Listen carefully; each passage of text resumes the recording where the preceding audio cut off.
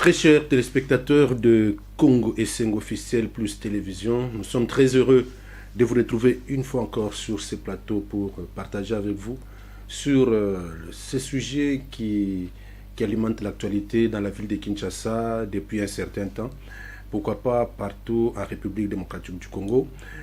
Les sujets plutôt concernent pratiquement toutes les couches sociales. Pourquoi ? Parce que c'est une question qui concerne directement la société. De quoi s'agit-il? Nous allons parler de la baisse des produits, des premières consommations, des grandes consommations, ou encore les produits surgelés.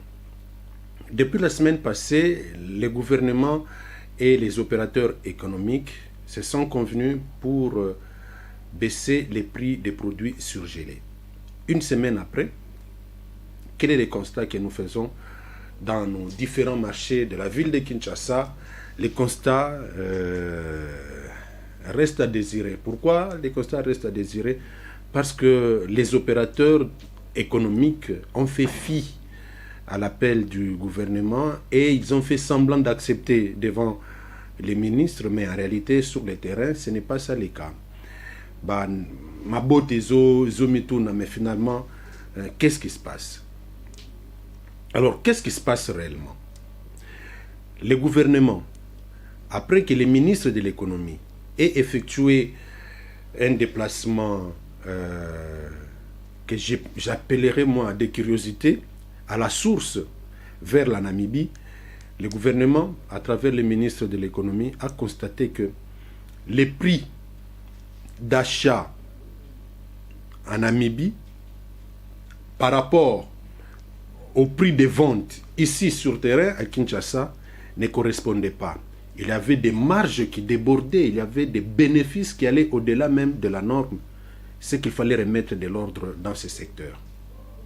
Et voilà, c'est de là que partit les bras de fer entre les gouvernements d'un côté et les opérateurs de l'autre.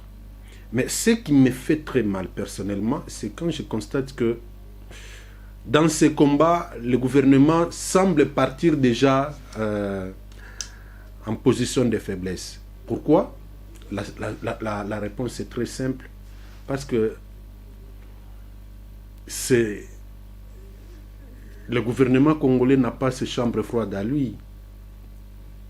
Le gouvernement congolais n'a pas de dépôts, d'entrepôts pour garder tous ces produits surgelés. Ce sont des privés qui font ces commerces. Et par conséquent, avec tous les désordres qui a régné dans le secteur économique, ils se sont permis de faire tout ce qu'ils voulaient. Ils ont imposé leur prix.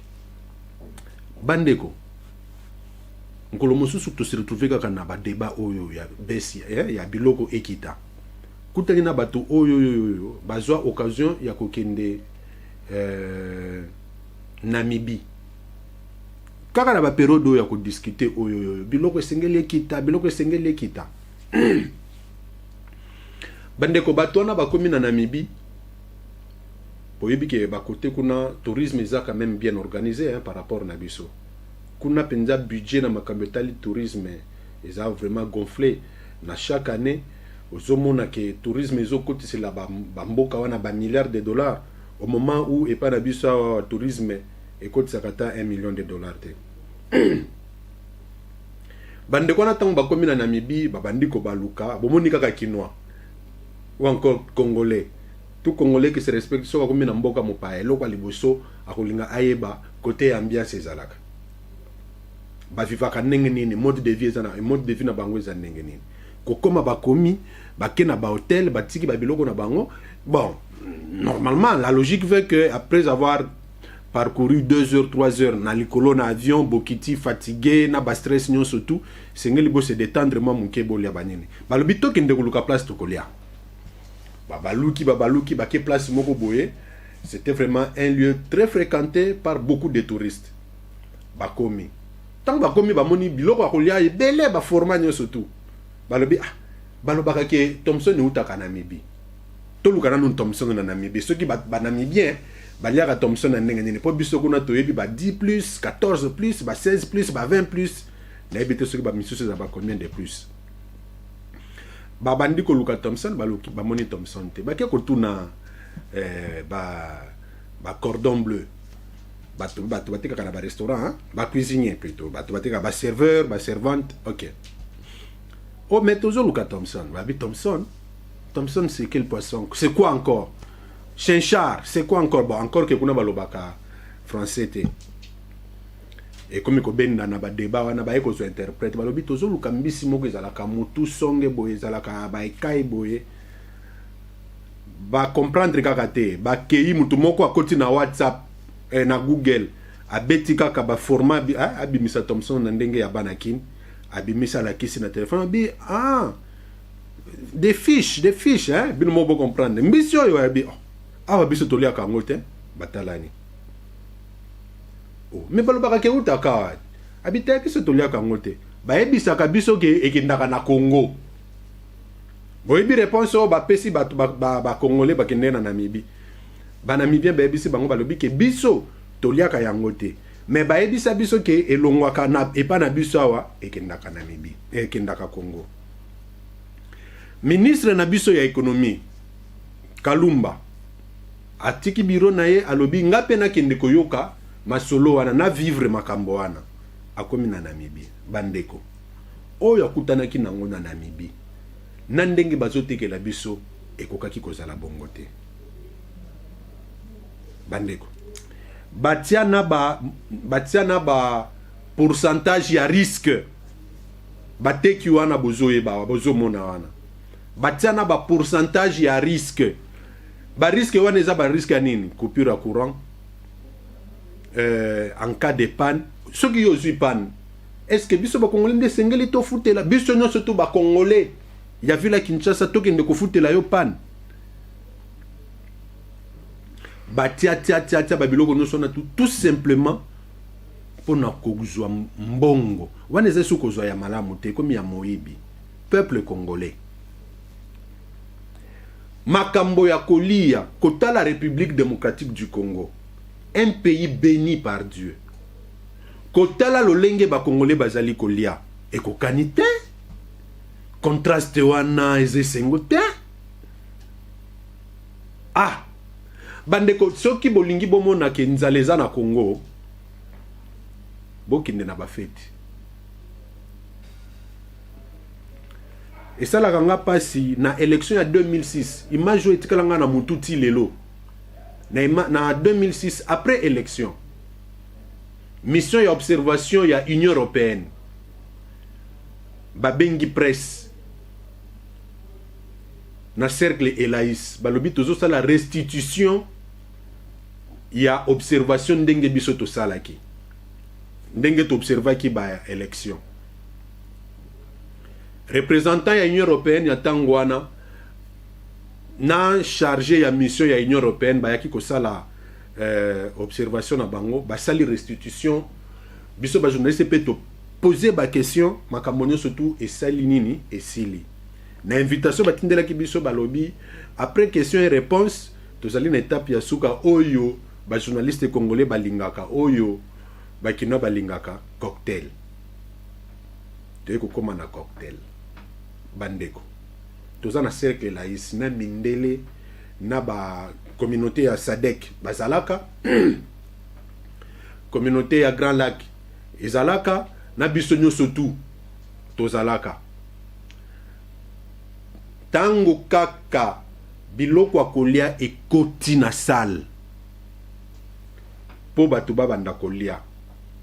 Mais tout le monde, la biloko. J'ai vu des Congolais, des parents responsables, à jouer biloko na mafuta à tirer na poche. Poche à pantalon, s'il vous plaît.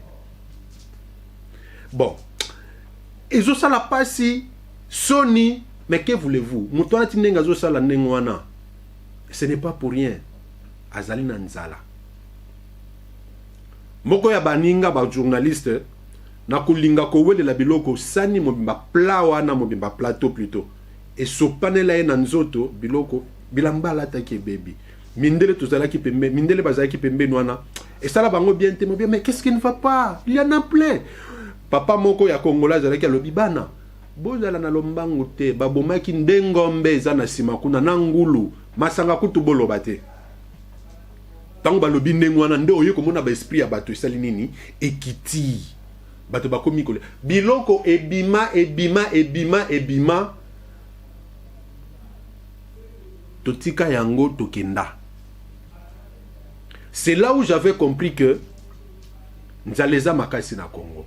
Nzaleza makasi na Congo, ce n'est pas parce que nous sommes un pays désertique, encore que les pays désertiques vivent mieux qu'ici chez nous. Nous sommes un pays qui souffre de la malnutrition parce que batu oyo basimbi économie en mboka balingi ezala lolenge wana pour que bango ba jouir. Quand Mobutu fouillait son Zaïre et qu'il laissait les Zaïre devenus RDC après la prise de pouvoir par Laurent Désiré Kabila, les cartons de Thomson ne coûtaient pas $80, $90. Non. Rama Thomson, au économique côté Kamalelo, $30, $40. Ça se vendait à $10, 8, 9, $10. Mais les loyo pona osomba Thomson, ça te coûte les yeux de la tête. Ceux qui ont na lopango, zala locataire na ba cour commune. Po oye balole niveau ya pasi eza na Congo. Ba mona yo kaka yo oliaka Thomson, oliaka Soso, oliaka Ngombe. Ça va te créer des problèmes. On a fait de la nourriture un luxe pour beaucoup de la majorité des Congolais. Biloko oyo na bamboka bapaya bazali ko boaka.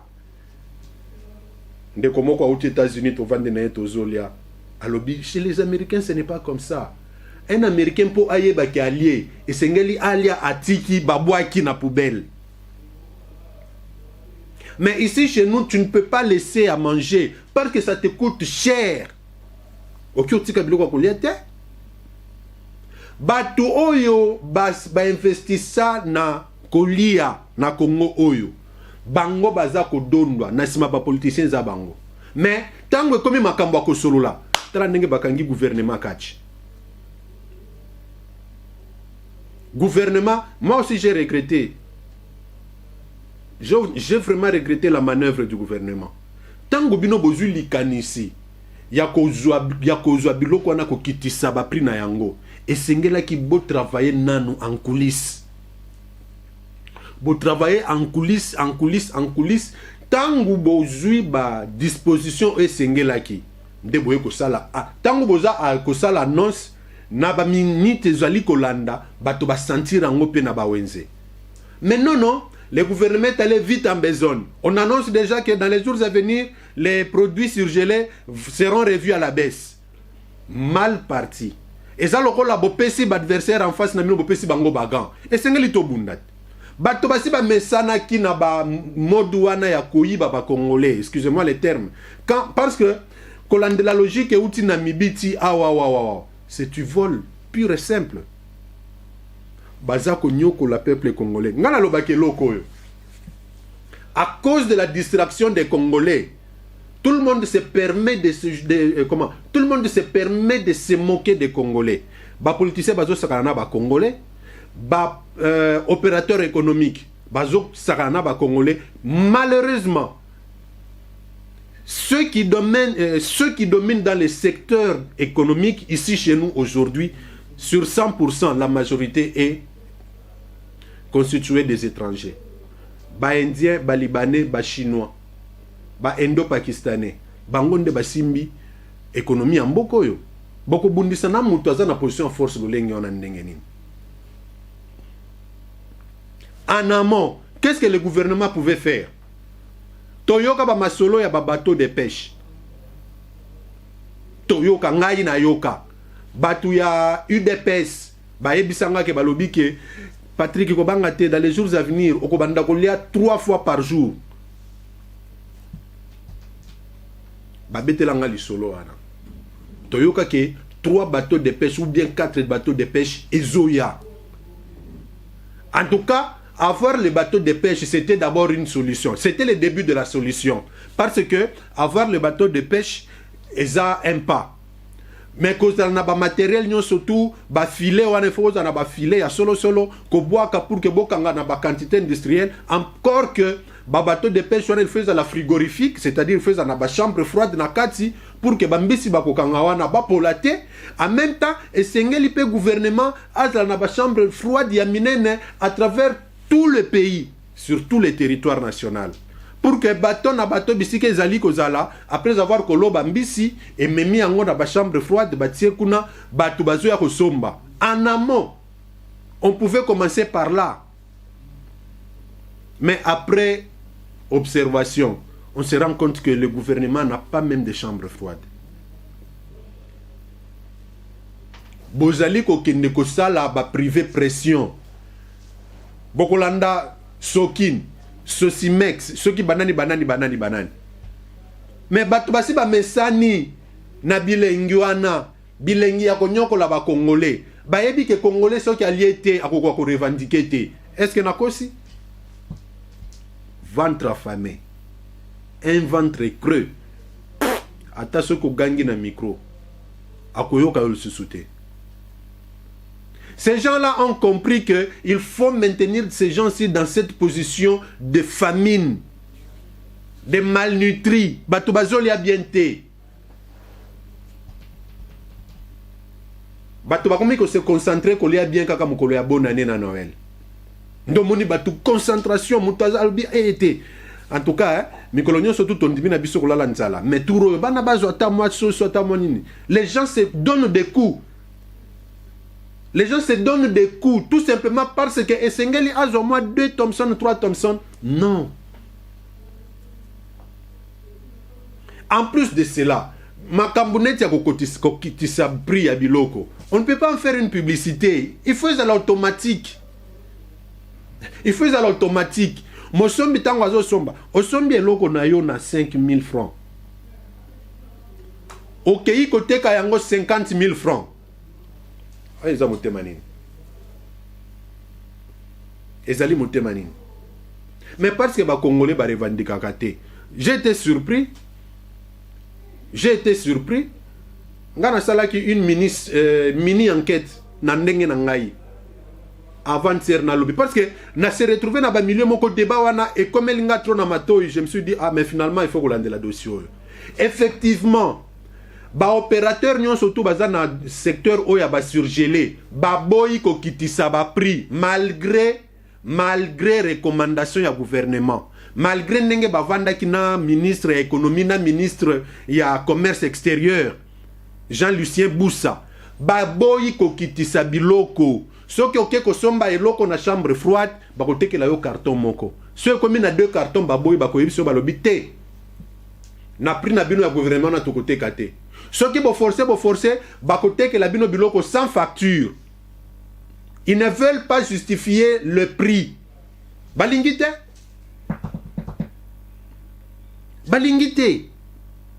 Donc, au moment où les lois dans le conseil des ministres, n'a évité ceux qui ministre y a économie Kalumbaza déjà n'a pas information mais c'est une enquête, une mini enquête menée.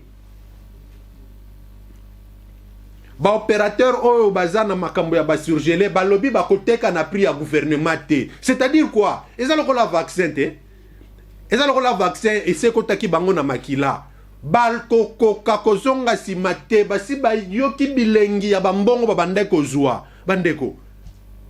Batoro bando sala mbongo té. Sur les pauvres Congolais. Parce que ba yebi que les Congolais est très affamés. Oui, que Hermoko Nassali Navandi na lobby, mais les Congolais sont comment? Une fois, Tongo Nozo Uta Kasavubu Nazo ya ville.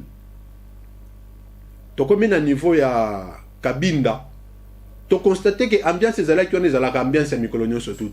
Qu'est-ce qu'il y avait? Les mamans vendeuses de pain. Batelema balo, ponanini batelema. Libanais wana la muki kaka boya lobby, mapanange mati. Oh, ma pe mata l'occasion de quoi? Te ma panange mati. Ba maman ba lobimbo, lokola ma panaye mati, biso pe to kote kate. Ba maman ba marcha. Ba maman ba marcha.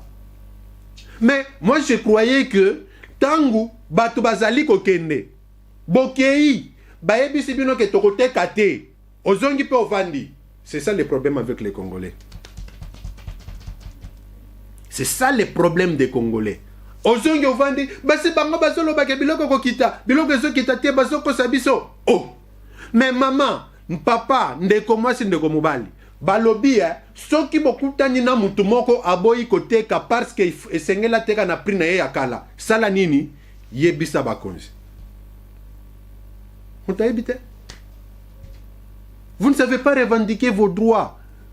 Vous ne savez pas revendiquer vos droits. Okola 3 fois lo lenge nini soki mutu asombaki ye Thomson wana azotekela yo Thomson moko wana azotekela yo yango tout ça par exemple omoni bato bakotaka na nani na shaba bato bakendaka shaba batekelaka bango ba Thomson ekomaka ti na 20 000 mbisi moko 20 000 mbisi moko 20 000 mais ye asombaki yango 3500 5000 ateki yango 20 000 à l'occasion de quoi akobandotangela yo makala mayonnaise moi chou batiaka wana moi tomate moi piment osengaki moi sani moi parasoleil batieli bino moi kiti bovandi nyonso na to ematisi nini ekomi 20 000 francs. Bandeko na lolenge oyo congolais okozala kaka dominer na mabele na yo parce que la majorité de ceux-là qui détiennent les surgelés baza ba expatriés tango bayambaki bango pas ministre bien sûr to monaki fait kazalaki wana mais bato nyonso surtout baza na sima ba entreprise wana ba surgelé wana ce sont des expatriés, ce sont des expatriés. Mbala pomme de terre ezo salima na Goma po euta Goma eya awa il faut mata avion soki mati avion na Goma toyoka kanini bambala wana eza babiloko bazolia na bango eza na biloko ainsi de suite mais soki komi awa we komi luxe ça appartient à une catégorie quelconque ya ba congolais yopo olia frites okolia frites kaka oyo ba indo pakistanais bakatela yo batsango déjà na ba frigo esila mai esila goût esila bilengi ozolia frites ndiro ozolia papier soko lingolia frites kende na zigida les kilos ça va te coûter la tête hein. 1 kilo ya pomme de terre wana c'est 3000 soki batiango na balance boye ekobimiselo kaka 3 mbuma obimiselo kaka 3 mbuma ya pomme de terre boye et ça lui écoutez 3000 et ça lui 1 kilo. Ce qu'on imagine tous en bas 5. Il faut bolia pomme de terre. Bolia à peu près combien de kilos? Il faut bolia entre 6 et 7 jusqu'à 10 kilos. Pour que bien bolia bien, ça vous coûte 30 000 francs. 30 000 francs. Mais, nous t'avons habité, Tolanda qui bisono surtout na bilili, mokonzi ministre économie lobby akosuka kaka na kozwa décision te akokita pe na terrain. Abandaki na aéroport Anjili. Kuna kende ko sala kolandela soki réellement ba prix ya ba billet ezote kama ndenge biloko kiti. Billet za ba surgelé te ba billet za pona makambo ba avion. Après ba nini ba avion akokita pe na ba super na ba chambre froide pona kotala makambo ya ba surgelé. Bandeko. Est-ce que les opérateurs économiques doivent-ils dépendre du gouvernement ou bien c'est le gouvernement qui est appelé à dépendre des opérateurs économiques? En attendant, on peut trouver des mesures palliatives. On peut trouver des mesures palliatives. Tant que s'entêter, ça, moi j'encourage. Les peuples, les Congolais aussi doivent apprendre à labourer la terre. Bandeko. Vous se rappelez, dans l'Isolo, il y a les laboureurs et ses enfants. Les laboureurs sentant sa mort, fit venir ses enfants, leur parla, sans témoin. C'est comme ça. On parle. Quand vous voulez prendre des décisions pour l'intérêt général, on réfléchit sans témoin. On réfléchit sans témoin. Mes enfants, travaillez la terre. ne laissez nulle place où la main passe et repasse. Il était très clair, ce papa-là, il était très sage, La Fontaine. Salut à toi.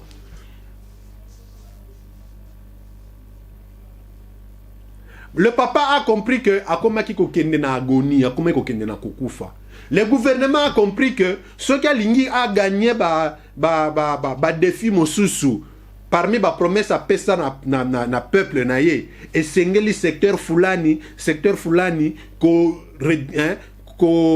réguler yango ko landela yango. Ils ont commencé par les sociales entre autres à manger. C'est bien, mais en amont gouvernement salaki nanu nini.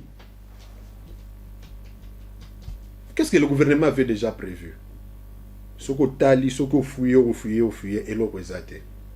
Mais bangwana, bazako s'entêter pour nanini. Parce que le gouvernement n'a rien.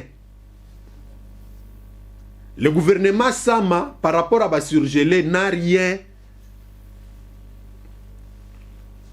Je me rappelle une fois, maman Zouzou Mbombo a pleuré. Mais comment voulez-vous que tous dans la concurrence, concurrence loyale, au moment où les expatriés à qui on a donné le pouvoir, yoka langage, hein? Comment voulez-vous qu'on ait une concurrence loyale au moment où on a donné tous les privilèges aux expatriés? Mauvais calcul. Une très mauvaise politique. Na habité ceux qui na Nigeria, ba Nigérian bazwa pouvoir économie ba pesa ba étranger hein. Ba sundoli ba nini ba Nigérian. Na habité hein. Ba Indien o bazo saka na biso awa bazo boma bande ko na biso kuna. D'ailleurs bande ko na biso no surtout ba meka ko tambona contre logique ya ba Indien ba se retrouver kaka na ba situation na liwa. Après vous allez dire qu'il y a des Congolais qui dominent l'économie indienne. Oh, on nous a l'autre à côté, les mains. Mais pourquoi les autres ne peuvent pas nous inspirer? Moi, je n'envoie pas les gens à la révolution, je n'envoie pas les gens à la rébellion. Mais Botalaba sud-africains, à un moment, ils se sont rendus compte qu'ils étaient à la traîne là-bas. Kuna, Makamonion, surtout, c'était des expatriés. Ils se sont pris en charge. Ma méthode Nabango Zalaki Mabe, je n'encourage pas. Ils se sont pris en charge, ils ont fait ce qu'ils ont fait, mais c'est condamnable. Nous pouvons nous inspirer aussi de ça. Le pouvoir peut s'inspirer de ça. Donnez le moyen aux Congolais. Donnez le moyen aux Congolais. À l'époque, nous avions les Lusakivana, nous avions les Kansebu, nous avions les... Ils sont nombreux. Les mamans Zouzuambombo qui continuent à pleurer jusqu'à ce jour. Bozwa Batouana, bo rappeler Bango, qu'est-ce qu'on peut faire? Donnez-le les moyens. Donnez-le le moyen. Allez partout. Partout. Mettez les chambres froides, industrielles. Botia Kouraya solo pour que Kouré Katanakate biloke pour la kate. Mettez ça. Bien avant, avant à Kostala biloko no sonato. Ba bateau de pêche pour na bambisi. Bo créer ba ferme pour que bateau balia musuni. Manger bio, manger la viande fraîche, le poisson frais. C'est ça. Ndeboko banda ko longa biloko mususu pouvoir. Non, ce qu'on nous fait ici, ce n'est pas normal. Ce n'est pas normal. Des gens qui refusent d'obtempérer aux ordres du gouvernement. Quand on a utilisé un terme militaire, obtempérer. Des opérateurs économiques qui refusent d'obtempérer. Baboyi. Décision du gouvernement. Bon, on a habité un gouvernement déterminé apparemment. Observer bango. Non, il faut sanctionner. Il faut sanctionner. Il faut sanctionner. Aza ceux qui ont 50 chambres froides na Kinshasa. Bokanyango nyo sotu. S'il faut que biloko wana epola. Bawa misusu bakoyoka somo bakotika. Te. Na liro kumo kende toya ko perdre nyoso. Mais faut toujours tambongo wana. De toutes les façons, ça la perte. Parce que ça a été étudié minutieusement. Gouvernement na bango bavande balobi kete. Bino bo exagéra qui. Ba exagéra qui. Ba exagérer qui makasi babando sala ba 1000% ya bénéfice. Vous avez tellement exagéré. Ba sali ba calcul ba monique, vous pouvez vous retrouver dans ça. Na ba bénéfice vous allez vous retrouver, vous ne perdez rien. Permettez aussi aux Congolais de mieux vivre. Ba étudiants qui en ils ont étudié tout ça, ils ont étudié toutes les possibilités pour que bango ba bima ba perdante, ba Congolais pe ba zala ba malnutrité. Ils ont tout étudié. Mais à la fin, curieusement, non, il continue à s'entêter. Il s'entête. Ngai ba yebisa ngaka ke mutaleki l'État na makasi azate. Ah, et lo kwa etikala na matoi na ngai. Mutaleki l'État na makasi azate. Donc, je suis d'avis et je crois que ces opérateurs économiques là qui s'entêtent ne sont pas au-dessus de la loi, ne sont pas plus forts que le gouvernement, que l'État congolais. Il faut ba zongi sabango batu. Oui. Bazongi sabango batu. S'il continue à s'entêter, je crois que peut-être c'est une idée, c'est aussi une piste. Lokola bazako s'entêter. Bokangi bango ka ba chambre froide na bango wana. Tango bazoka nga ba chambre froide wana bo sceller yango penza, hein? C'est ça les bons termes. Bo sceller yango. Biloko wana ekopola. Suka ekopola. D'ailleurs tango bozo sceller bo kateli bango na ba courant. Bakozonga batu. Hein? Ils vont revenir à la raison, ils vont dire, ah mais finalement, mais ça c'est avoir une mauvaise foi qui ne dit pas son mot. Motema mabe wana yakoboma ba congolais na nzala. Et c'est fait exprès. À l'époque, nous tous nous avions appris que ils étaient soutenus par le pouvoir. Bandeko. Na makambo ya basurgele oyo na yoki ke à un moment, entreprise oyo égale. Bakendeki comme on a ministre Akasi Abadumbola. Baebise balobi ke kolandela biso ndenge to somba ka ba carton ya ba, je crois que c'est à la Makoso ou bien ba mipanzi. Lolenge biso tozo kende ko somba yango kuna. Biso toye ko proposer awa ezalata $6 le carton. $6. $6. Ndenge toyoka dossier wane kota na tiroir ya ministre na ndenge ekolongwa. Mais na sima ya koyoka wana, je dis bien ndenge toyoka.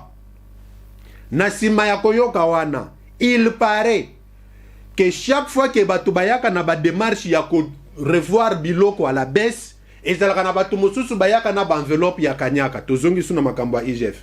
Ba ezana batu bayaka na ba enveloppe ya kanyaka pona koyebisa ministre. Ah ministre yope. Hein? On demi biloko ne kitaka boy. Mais yo ibakate que secteur na yo oyo ezalaka suka na kop. Oyebite ke nengo zawa na soki ozana misu mulai. Na un mois kaka na mutu ya ministère oyo ok osala ba millions de dollars babandi nanu ko tobola babandi ko kotise ba virus na mutu ministre ba virus e koti tellement ebele na mutu atali démarche ya $6 le carton atali ba enveloppe batikele na mupanzi ministre abosani ba congolais Je crois que gouvernement tant bazwa ki décision ana, ça fait une semaine tant bayokana ki na ba opérateur économique, na mona ki garçon moko bayemba ka na banzembo a mingi, Abed Ashur. Na mona ki parmi bato basinyaki. Azo représenter Sokin. Bateka ka ba surgelé, ba vivre sec, ba makaya buana ya ba carton, ba loso, ba kanga ba monopole nyonso ana tout.